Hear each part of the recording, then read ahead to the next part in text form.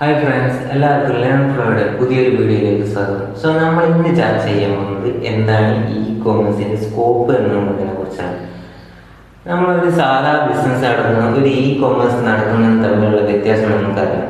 ഒരു സാധാരണ ബിസിനസ് നടത്തുകയാണെങ്കിൽ അത് വളരെയധികം ചിലവേറിയ ഒരു കാര്യമാണെന്ന് നമുക്കറിയാം. കാരണം എന്താണ്, ഒരു ഷോപ്പ് ഇടണം, പിന്നെ അതിന് വേണ്ട കാര്യങ്ങളെല്ലാം ചെയ്യണം, പിന്നെ അത് എല്ലാവരിലേക്കും എത്തണമെന്നില്ല, അങ്ങനെയുള്ള പല പ്രശ്നങ്ങളും കാര്യങ്ങളും ഉണ്ട്. എന്നാൽ നേരെ മറിച്ച് ഇന്റർനെറ്റ് ഇ കോമേഴ്സിലൂടെ നമ്മൾ ഒരു വിൽപ്പന നടത്തുകയാണെങ്കിൽ അതുണ്ടായിരിക്കും നമുക്ക് വളരെയധികം സുഖമായിരിക്കും.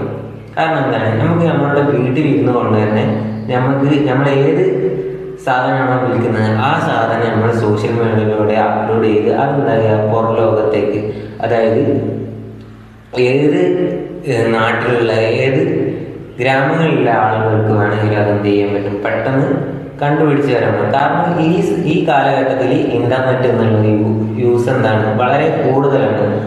അതുകൊണ്ട് അത് വളരെ സുഖമായത് കൊണ്ട് തന്നെ ആളുകൾ കൂടുതലായിട്ട് അതിലേക്കാണ് മുൻഗണന നൽകുക. അതുകൊണ്ട് തന്നെ സാധാരണ ഒരു ബിസിനസ്സിനേക്കാളും കൂടുതലായിട്ട് ഭാവിയിൽ വളർച്ച ഉണ്ടാകുന്നതിനാണ് ഇ കോമേഴ്സിനാണ്. ഈ കൊമേഴ്സിനെ പിടിച്ചു നിർത്തിയ, അതായത് ആളുകൾ കൂടുതലായിട്ട് ഇഷ്ടപ്പെടാൻ തുടങ്ങിയ കുറച്ച് അധികം പോയിന്റ്സ് ആണ് നമ്മുടെ ബോർഡും കൊടുത്തിരിക്കുന്നത്. അതിൽ ഒന്നാമതായിട്ട് കൊടുത്തതാണ് എന്തെന്നുള്ളത് ക്യാഷ് ഓൺ ഡെലിവറി, കോഡ് എന്ന് പറയും. അതായത് ഇന്ത്യയിലെ ജനങ്ങൾക്ക് ഈ കൊമേഴ്സ് വരുന്നതിന് മുമ്പ് ആളുകളെല്ലാം സാധനം വാങ്ങുന്നത് എങ്ങനെയായിരുന്നു, സാധനം വാങ്ങുക അപ്പം തന്നെ പൈസ തിരിച്ചു കൊടുക്കുക എന്നൊരു രീതിയായിരുന്നു. എന്നാൽ ഈ കൊമേഴ്സ് വന്നതോടുകൂടി ആളുകൾക്കിടയിൽ വളരെയധികം ഒരു ചർച്ചയായിരുന്നു എന്തെന്നുള്ളത്, സാധനം വാങ്ങുന്നതിന് മുമ്പ് അഥവാ സാധനം കൈപ്പറ്റുന്നതിന് മുമ്പ് തന്നെ പൈസ അയച്ചു കൊടുത്താൽ കിട്ടുന്ന സാധനം അതല്ലെങ്കിലോ എന്നൊരു ചോദ്യചിഹ്നം അവരുടെ മുന്നിൽ ഉണ്ടായിരുന്നു. ഇതിനെല്ലാം മറികടന്നുകൊണ്ടായിരുന്നു ഇതിൻ്റെ ബിസിനസ്, ഇ കൊമേഴ്സ് ബിസിനസ് ചെയ്യുന്ന ആളുകൾ കോഡ് എന്ന ആശയം എന്തായിട്ടും മുന്നിൽ കൊണ്ടുവന്നത്. അതായത് സാധനം നിങ്ങൾക്ക് ലഭിച്ചതിന് ശേഷം മാത്രം എന്ത് ചെയ്യുക, പണം നൽകിയാൽ മതി എന്ന ആശയം. ഇതെന്ത് ചെയ്തിട്ടുണ്ട്, കൂടുതലായിട്ടുള്ള ഇന്ത്യക്കാരെ ഇ കൊമേഴ്സിലേക്ക് ആകർഷിപ്പിച്ചിട്ടുണ്ട്. നെക്സ്റ്റ് പോയിന്റാണ് എന്തെന്നുള്ളത് ഡെലിവറി എക്സ്പീരിയൻസ്. അതായത് ഒരു കൺസ്യൂമർ ഒരു തവണ ഒരു ബിസിനസ്സിൽ സാധനം വാങ്ങിയത് കൊണ്ട് ആ ബിസിനസ് എന്തായിക്കൊള്ളണമെന്നില്ല, വളർച്ചയിലെത്തിക്കൊള്ളണമെന്നില്ല. നേരെ മറിച്ച് ഒരു ബിസിനസ്സിൻ്റെ വളർച്ച എന്നുള്ളത് എന്താണ്, ആ കൺസ്യൂമർ ഒരു വട്ടം വാങ്ങിക്കഴിഞ്ഞാൽ അയാൾക്ക് വീണ്ടും വീണ്ടും വാങ്ങാനുള്ള ത്വര ഉണ്ടായിരിക്കണം. അപ്പോൾ നമ്മൾ എന്തൊക്കെ ചെയ്യണം, ഇ കൊമേഴ്സിൽ നമ്മളുടെ ഏത് ബ്രാൻഡാണ്, ഇപ്പോൾ ഒരു ടീഷർട്ട് ഇറക്കുകയാണെങ്കിൽ ആ ടീഷർട്ട് എന്തായിരിക്കണം, നമ്മൾ ഏത് മോഡലാണ് അവർക്ക് വേണ്ടതെന്നുള്ള അവർ പെട്ടെന്ന് സെർച്ച് ചെയ്ത് എടുക്കാൻ പറ്റിയ രീതിയിൽ എന്ത് ചെയ്യണം, നമ്മളത് സെറ്റ് ചെയ്തിട്ട് ഫോണിൻ്റെ കോഡ് ഭാഷ മനസ്സിലാക്കിയിട്ട് അതിന് സെറ്റ് ചെയ്ത് വെക്കണം. പിന്നെ അതുപോലെ തന്നെ അവർക്ക് വേണ്ട ടൈം, നമ്മൾ കൊടുത്ത ടൈമിന് അത് എത്തിക്കുക, വൃത്തിക്ക് എത്തിക്കുക, അതിന് കേടുപാടുകളൊന്നും സംഭവിക്കാതിരിക്കുക മുതലായ കാര്യങ്ങളൊക്കെ ഒരു കൺസ്യൂമർക്ക് എന്തെല്ലാം സാറ്റിസ്ഫാക്ഷൻ നൽകാൻ പറ്റുമോ അതൊക്കെ ആരുടെ ഭാഗത്തു നിന്ന് ഉണ്ടായിരിക്കണം, ഒരു ബിസിനസ്സുകാരൻ്റെ അടുത്തു നിന്ന് ഉണ്ടായിരിക്കണം.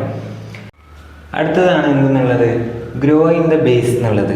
അതായത് ഒരു ബിസിനസ്സുകാരൻ, ഒരു രവി എന്ന് പറഞ്ഞ ഒരാൾ ഇപ്പോൾ ഒരു ബിസിനസ് നടത്തുകയാണ്. അയാൾ പരമ്പരാഗതമായിട്ട് ഒരു ബിസിനസ് നടത്തുകയാണ്. അയാളിങ്ങനെ നടത്തിക്കൊണ്ടുവരുന്ന സമയത്ത് ഇ കൊമേഴ്സ് എന്ന ആശയം ജനങ്ങൾക്കിടയിൽ വളരെയധികം വ്യാപകമായി വരികയാണ്. അപ്പോൾ ഈ ആൾ, പരമ്പരാഗതമായിട്ടുള്ള ആൾ എന്ത് ചെയ്യണം, സ്വാഭാവികമായിട്ടും അയാൾക്കൊരു മാറ്റം വരുത്താം. അയാൾക്ക് ഇ കൊമേഴ്സ് എന്ന രീതിയിലേക്ക് മാറിയാൽ അയാൾക്ക് എന്തുണ്ടാവാം, ആദ്യമുള്ളതിനേക്കാൾ കൂടുതലായിട്ട് ആൾക്കാരിലേക്ക് എത്തിക്കാനും സഹായിക്കും. അത് അയാൾക്ക് പ്രതിമാസം ആദ്യം 50% ഉണ്ടായിരുന്നെങ്കിൽ അത് അയാൾക്ക് 60% മാറ്റാൻ പറ്റും എന്നുള്ളതാണ്. അടുത്ത പോയിന്റാണ് എന്തെന്നുള്ളത് ഇ കൊമേഴ്സ് ഓപ്പർച്യൂണിറ്റീസ്. നമുക്കറിയാം ഇ കൊമേഴ്സ് എത്രത്തോളം വളർന്നുകൊണ്ടിരിക്കുന്നു എന്നുള്ളത്. കാരണം നമ്മൾ നേരത്തെ പറഞ്ഞൊരു എക്സാമ്പിൾ പറഞ്ഞ രവിയുടെ കാര്യത്തിൽ, രവി ഒരു സാധാരണ പരമ്പരാഗത ബിസിനസ് നടത്തിയവരായിരുന്നു. ആ ആൾ ഇ കൊമേഴ്സിലേക്ക് മാറിയപ്പോൾ അയാൾക്ക് ആദ്യം 50% ലാഭം ഉണ്ടായിരുന്നപ്പോൾ ഇപ്പോൾ 70-60% എന്ത് ചെയ്തിട്ടുണ്ട്, അയാൾക്ക് ആ ലാഭം മാറ്റിയെടുക്കാൻ പറ്റിയിട്ടുണ്ട്. വളരെയധികം വലിയൊരു ഓപ്പർച്യൂണിറ്റി എന്തായിരുന്നുണ്ട് നമുക്ക് നൽകുന്നുണ്ട്. അടുത്തതായിട്ടുള്ളൊരു പോയിന്റാണ് ഓൺലൈൻ ട്രാവൽ സെഗ്മെന്റ് എന്നുള്ളത്. നമുക്കറിയാം, നമ്മളൊരു ട്രാവൽ ചെയ്യുന്ന സമയത്ത് ഒരു ട്രെയിനിൽ ട്രാവൽ ചെയ്യുകയാണെങ്കിൽ ആ ട്രെയിനിന് നമ്മൾ ബുക്ക് ചെയ്യാൻ വേണ്ടിയിട്ട് അവിടെ പോകുന്നു, ക്യൂ നിൽക്കുന്നു, അങ്ങനെയുള്ള ഒരുപാട് ടാസ്കും കാര്യങ്ങളൊക്കെ ഉണ്ട്. ഒരു ഹോട്ടലിൽ മുറി എടുക്കുകയാണെങ്കിൽ നമ്മൾ അവിടെ പോയിട്ട് വേണം എന്ത് ചെയ്യാൻ, ആ ഹോട്ടലിൽ റൂം ബുക്ക് ചെയ്യാൻ. ഇങ്ങനെയുള്ള ഒരുപാട് തടസ്സങ്ങളും കാര്യങ്ങളും ഉണ്ട്. എന്നാൽ ഈ കൊമേഴ്സിൻ്റെ വരവോടുകൂടി ഇതെല്ലാം എന്താണ്, ആളുകൾക്ക് വീട്ടിലിരുന്നു കൊണ്ട് തന്നെ എന്ത് ചെയ്യാം, പരിഹരിക്കാൻ പറ്റുമായിരുന്നു. അതുകൊണ്ട് തന്നെ ഇത് ഒരു വലിയൊരു വളർച്ചയ്ക്ക് ഇട നൽകി. അതുകൊണ്ട് തന്നെ ഇന്ത്യയിലെ 55% എന്ത് ചെയ്തിട്ടുണ്ട്, ഈ കൊമേഴ്സ് ഓൺലൈൻ ട്രാവൽ സെഗ്മെൻറ്റ് വളർന്നിട്ടുണ്ട്. അടുത്തതായിട്ട് എന്താണ്, ഈ ടെയിലിംഗ് എന്നുള്ളതാണ്.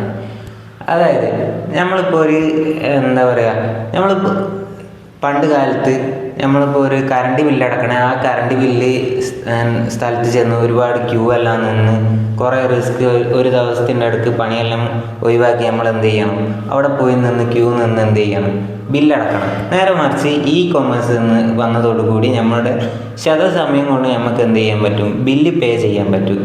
അതുകൊണ്ട് തന്നെ ഈ ടെയിലിങ്ങിൻ്റെ വളർച്ചയും. അടുത്ത പോയിൻ്റാണ് എന്ത്, ഓൺലൈൻ ഫിനാൻഷ്യൽ സർവീസ്.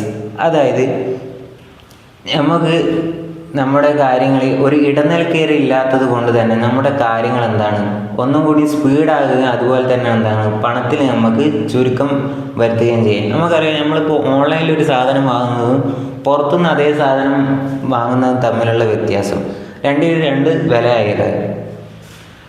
അടുത്തതാണ് എന്താണെന്നുള്ളത്, ക്ലാസിഫൈഡ് എന്നുള്ളത്. അതായത്